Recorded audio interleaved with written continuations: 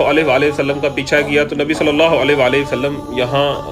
پہ موجود تھے اس غار میں۔ تو جب وہ یہاں پہ آئے تو غار کے باہر انہوں نے دیکھا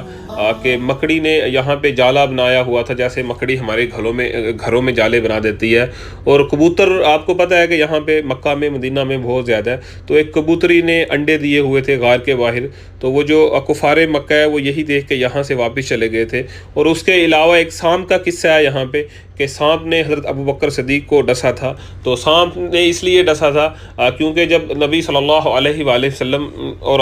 حضرت ابوبکر صدیق رضی اللہ تعالی عنہ یہاں پہ آئے تھے تو رات کا وقت تھا، تو انہوں نے اپنا کمامہ سر سے اتار کے وہ یہاں پہ جو چھوٹے چھوٹے ہولز تھے، سوراخ تھے، ان کو بند کیا، پھر اپنی قمیض پھاڑ کے بند کیا، تو پھر ایک ہول باقی تھا تو انہوں نے اس پہ اپنی ایڑی رکھی ہوئی تھی، اور نبی صلی اللہ علیہ وآلہ وسلم حضرت ابوبکر صدیق رضی اللہ تعالی عنہ کی گود میں سر رکھ کے سو رہے تھے۔